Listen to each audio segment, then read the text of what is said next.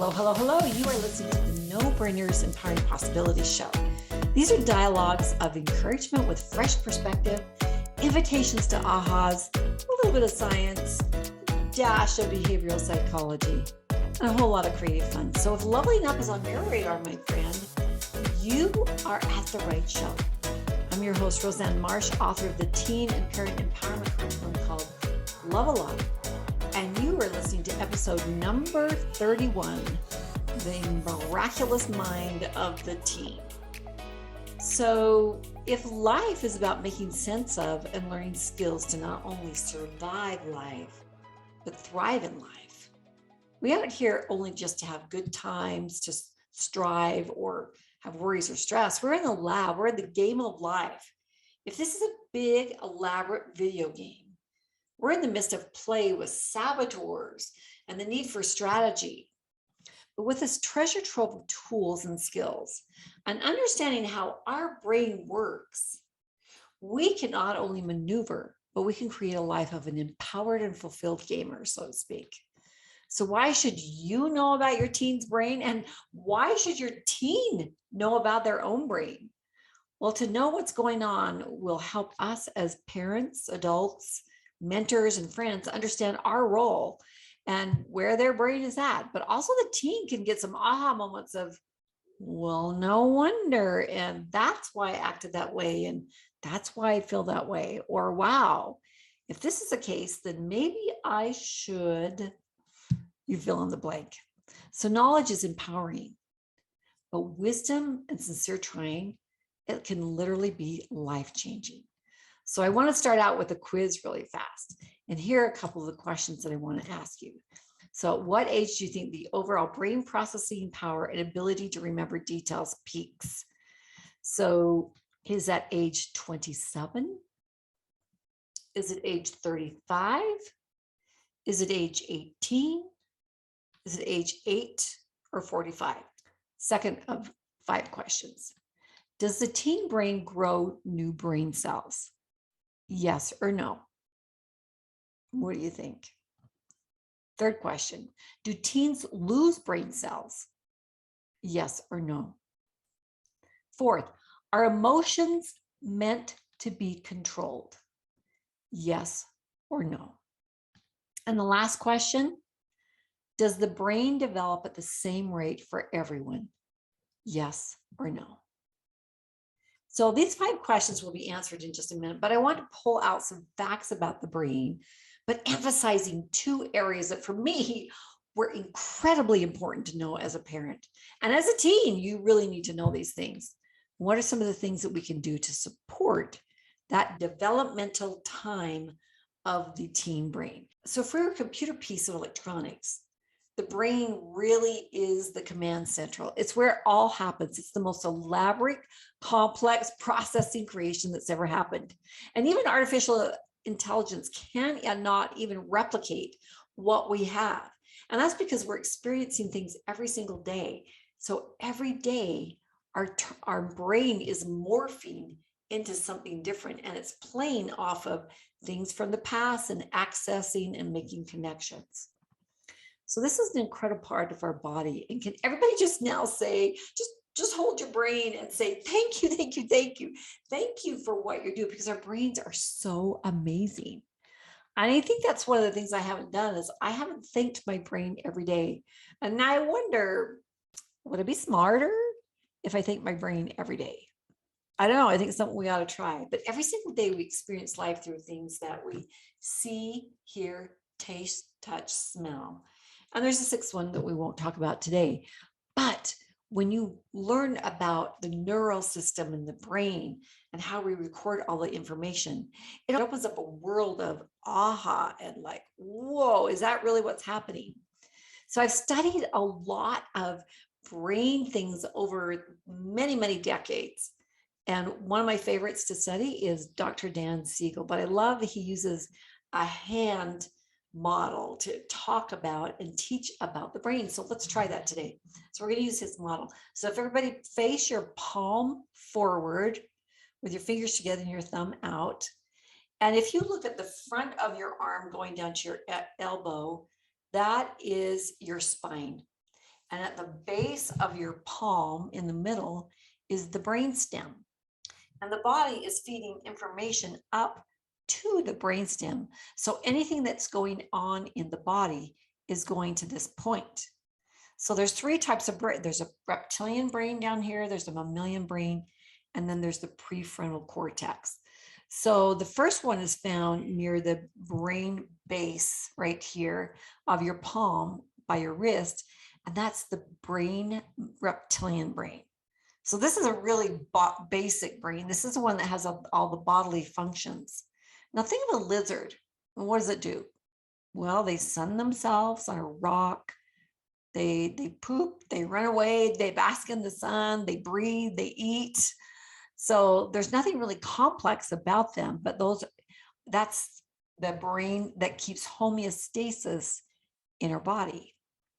Then if we move up into the second brain, I want you to take your thumb right now, and if you're just listening to that, wrap that into your hand. That is the mammalian brain. That is the secondary brain.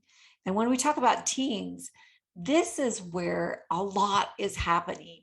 And when you describe a teen, what do you describe them as? Oh, raging hormones, right? And I believe that there is that going on, but there's also hormones that are used for continued growth of the body and the bones and the muscles. But this is also the emotional brain now that we're talking about. Teenagers, this is where a lot of change is happening.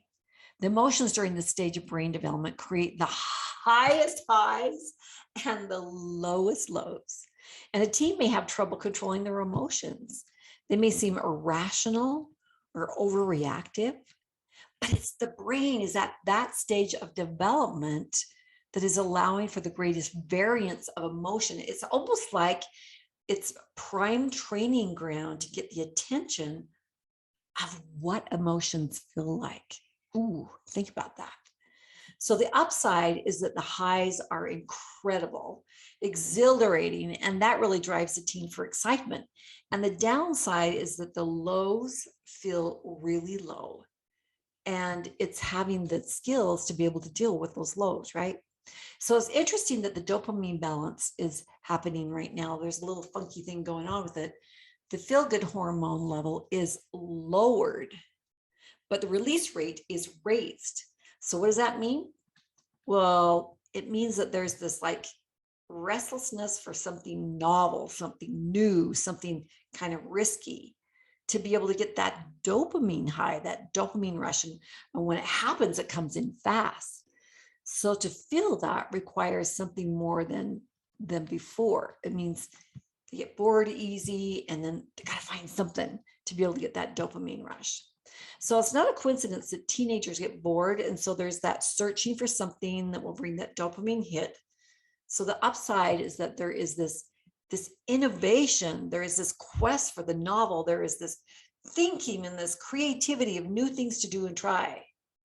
But the downside is that there's a lot of risk taking because of this. The brain at this point has a propensity to weigh towards whatever will give the dopamine hit. So for example, if we're talking about jumping off the cliff and there's a 40% chance of getting hurt, but a 60% chance of surviving, the brain of a teen will go to that marginal difference decision and make the decision that, well, there is a 60% chance that I'll survive, so I'm going to go ahead and jump. So as parents and mentors, our job is really to be able to manage and guide through this risk-taking part of their lives. So this is really the reward center in here, in the limbic area. The mammalian brain is the limbic area. So this really is the reward center when it comes to emotions, hormones, and the pursuit of novelty. So teens aren't really excited about things that don't bring a dopamine hit. So if you pick an activity that's pretty boring or whatever, don't expect to be super excited, because they're really looking for that variety and that novelty. So we looked at the reptilian and the mammalian, or the limbic area of the brain. And if you close your fingers now over your thumb, that's in the middle of your hand, you know I now have a closed fist. And a closed fist, as it's facing forward, is a replica of the brain as it sits in your head. So the eyes here are where the fingernails would be. And it's the higher thinking brain. It's the prefrontal cortex.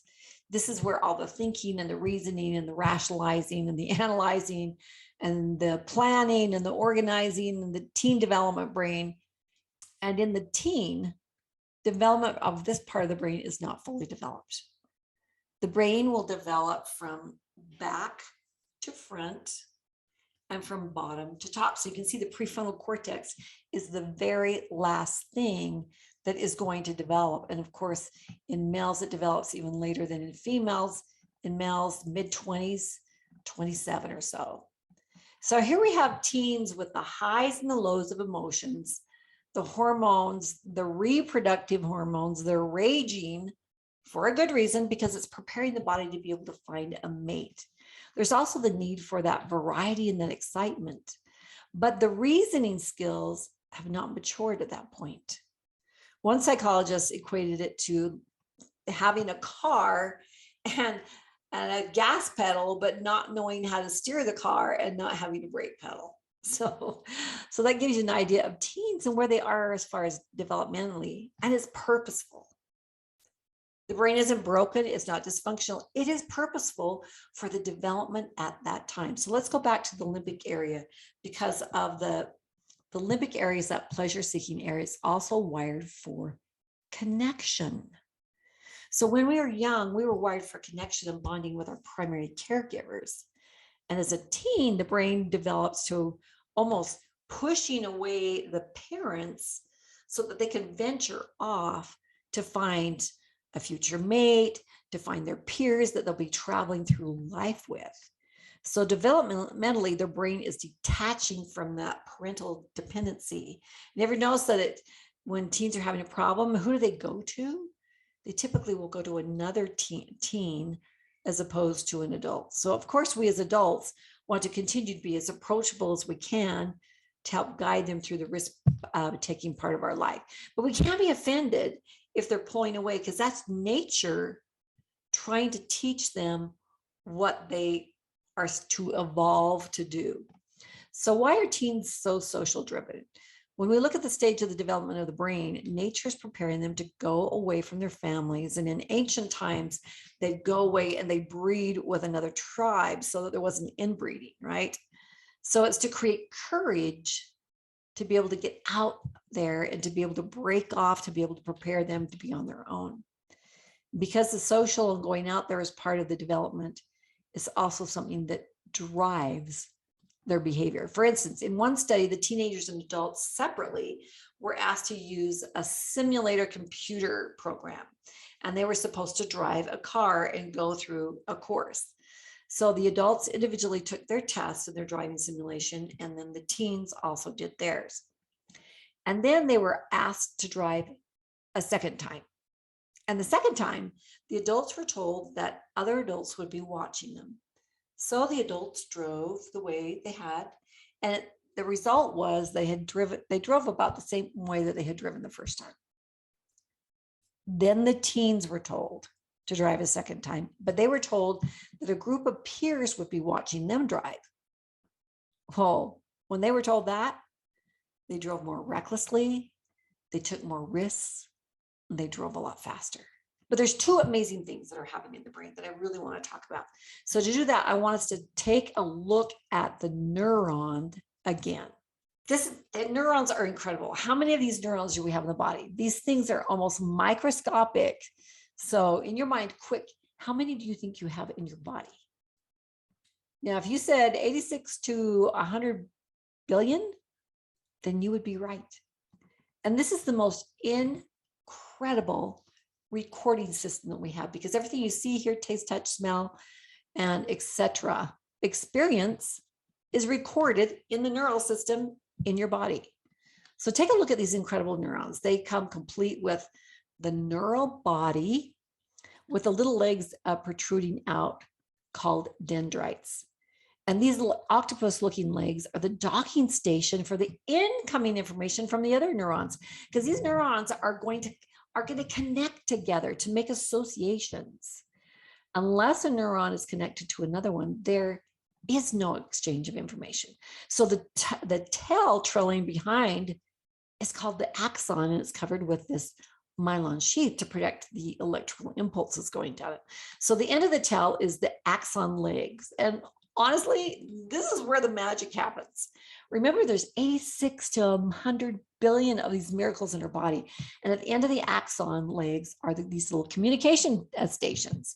And the neurons are connected to each other and they communicate messages. And they don't physically touch. There's always like a little gap in between. And that's called the synaptic cleft, where the synapses are. And the signal traveling across that's either electrical or chemical. So once a message reaches a synapse, it triggers the release of neurotransmitters into the gap between the two neurons, and then it creates an action or a reaction. So each one of these neurons can have up to 10,000 synaptic connections. So there's a lot of connecting and remembering. So imagine this is like the super freeway of electrical and chemical connections that are made all throughout the body. So when related experiences happen, connections are made to similar neurons. In fact, we have about 90,000 miles of neural connections and trillions of synapses. So when we're born with the highest number of neurons. And the reason for that is because we have to form this foundation and learn about the associations of language and walking and who is safe and whatnot, and alphabet and all these sorts of things that we have to learn foundationally. So we're given tons of neurons so we can start making these connections. And even in the womb, we're making those connections because, of course, we feel what the mother is feeling, her emotions, what she eats, and what she hears, etc. So a child has all these neurons to be able to set the body up to be able to form this networked association of the world as they know it. So when they become about 6th grade, this is so cool. There's a pruning that happens, no different from the pruning that needs to happen from like a tree or a garden. But not unlike shaping a tree or pruning it, the neurons and the connections that are hardly used are done away with. The body gets rid of them. And can you get them back? No, but let's go back to the question at the very beginning when I asked, can the teen grow new brain cells? Well, the answer is yes or no. Well, they do lose brain cells, yes, and there's pruning, but we can grow back just a few in the hippocampus area, and that's the memory area. But in the teen time frame, we are getting rid of the things that we're not using. Now, on the upside, it's making the brain more efficient because it's just going to be able to have more energy and less congestion in there. But there's a downside. And the downside is if you don't use it, you'll lose it. So the brain is specializing. So up until 6th grade, the more you can be exposed to the more learning in different areas and more specialized into your passion, then the brain connects those neural connections related to it. And then when the pruning happens, it keeps those. So if you're really good at music or gymnastics or sports or art or language or whatever those are, the younger they are, they're exposed to, they're going to keep those going into the adult brain. So I had some teens telling me how ridiculous they thought it was with all the stuff they were learning in school. And they were lamenting about what they had to learn. But when we talked about the pruning that happens and how advantageous it was to be able to keep a lot of these things, they were like, whoa, I want to be exposed to more things. I want my brain to learn now before I lose it. So if you're really good at music or dance or equestrian or archery or art, you really should expose yourself at a young age. We should be exposing our children at a young age to these things. Now, you may be listening to this and go, oh my gosh, I think when I was young, I really didn't get exposed to the right things, but no worries. There is a developmental thing called neurogenesis, and that's the regrowing of some of the neurons, but also the neuroplasticity, where we know that we can grow new connections. They used to think that at a certain age, like 40 or whatever, you're stuck with that brain forever. No, no, no, no, no. We continue to develop as long as we're keeping our brain active, right? And that's part of staying youthful, is utilizing our brains. So the second amazing thing I want to share with you is myelination. And myelination is when the myelin along that tail of the neuron, when that becomes thick, the processing speed speeds up. In fact, it becomes 100 times faster than when we were a little kid. Now, here's another cool part about it. Can you see that when you look at a picture of a neuron, it almost looks like a lot of little Oscar Mayer sausages along that code. There's like a break, and information will go from one break to the next, to the next, to the next. So there's like a lull of information before it's passed down the tail. Well, when the myelination becomes thicker, that lull between information being passed is decreased by 30%. So that means that it's sped up by 30%, which means it is 3,000 times faster when that myelination happens. So at the very beginning, I asked you, at what age do you think the overall brain processing power and ability to remember details peaks? Is it 27, 13, 18, 8, or 45? Answer is 18. The teen brain is fast in processing. And have you ever watched a teenager doing social media, like my son, scroll, push. I'm like, whoa, wait, did you even read that thing? And he's like, yeah. I go, oh, what was the last post? He goes, oh, they were talking about this thing and this thing. And I'm like, what in the world? How in the world did he do that? But it's because they process information so fast. But think about it, social media was really created out of the genius of adolescence and made for the brain of adolescents. So it's really amazing. Because of their passion and their enthusiasm, teens really are those innovators and those creators for our life and what our life is going to look like in the near future and the far future. Another one of the questions I asked was, does the brain develop at the same rate for everyone? And the answer to that one is no.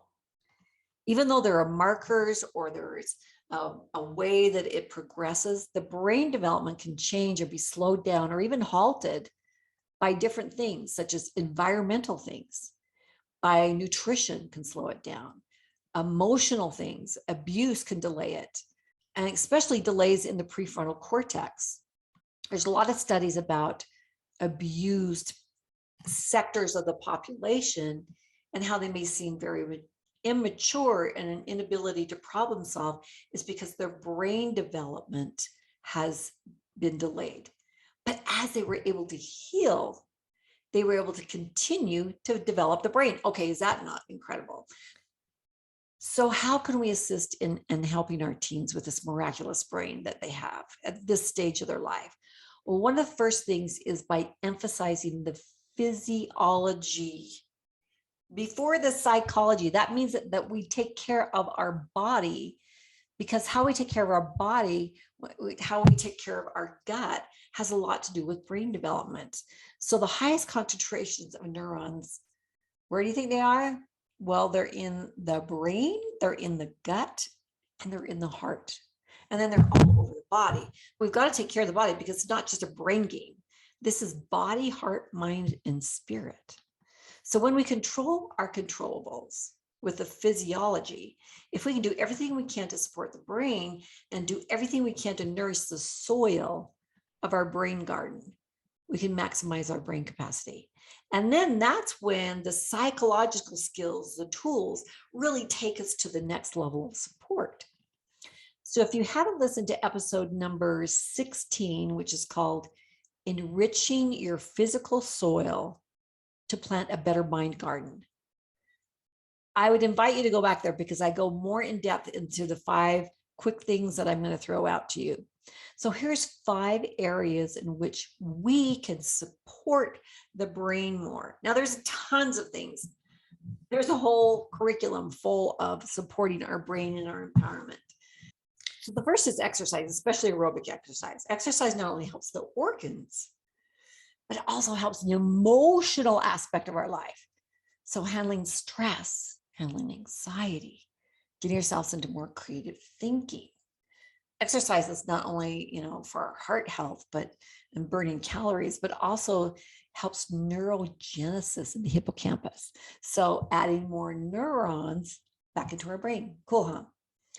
The second area would be adding breath work. Now, if you're not familiar with breath work, I invite you to jump into that. Our curriculum is full of breath work. It's one of the fastest ways to calm and regulate the body.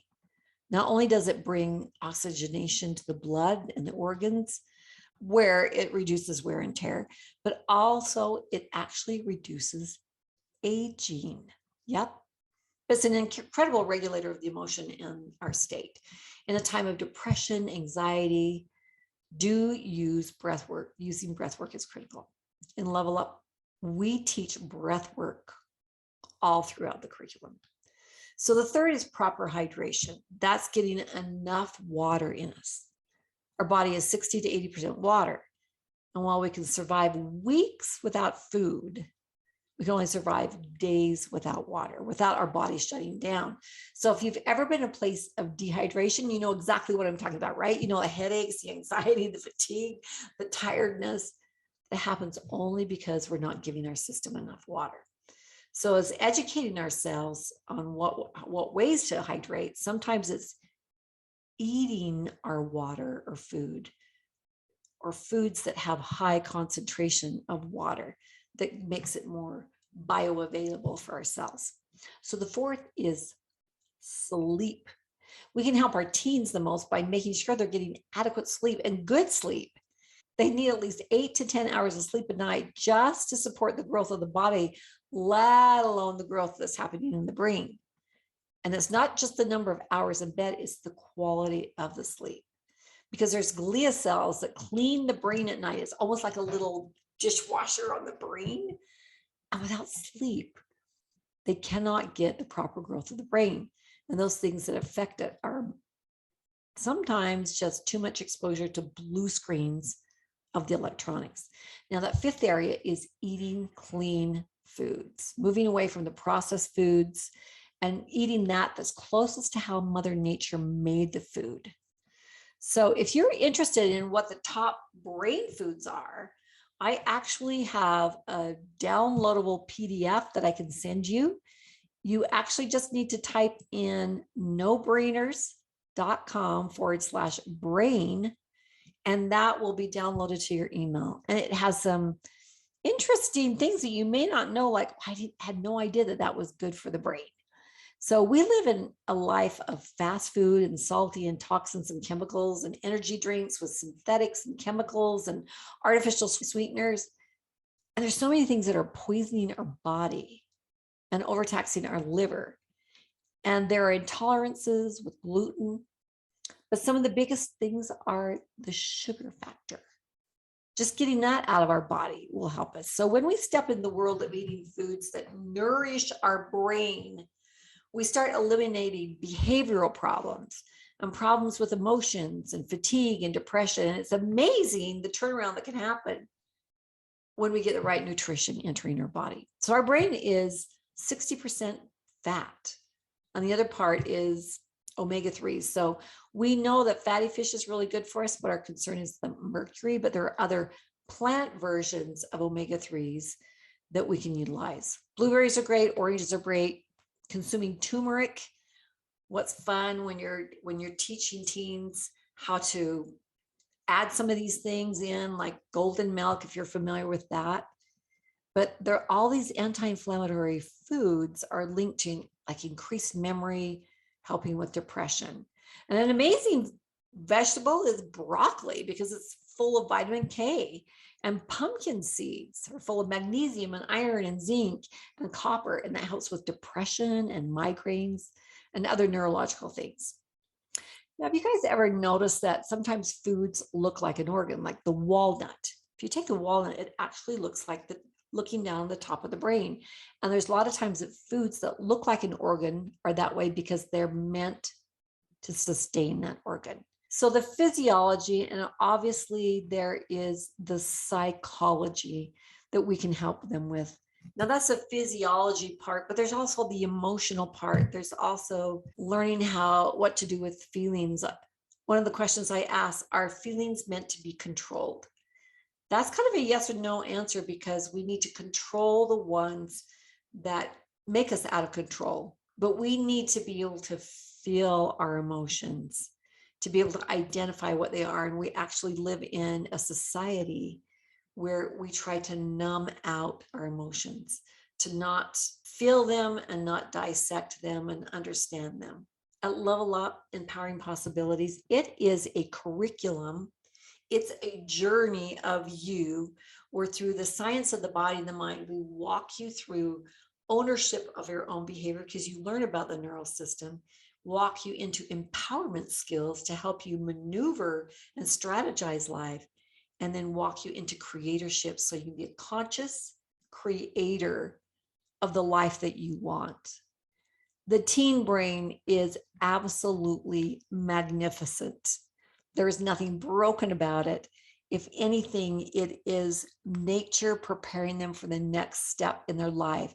And when the teen understands their brain, and when we understand where they are, what stage they're in, we can be more patient, loving, supporting, not take things so personal, but assist them on the way. Now, if you would like an opportunity to go on the journey, because Level Up is all about teaching the teen, but it's for the teen and all of us. There's so many things I wish I would have known as a teen.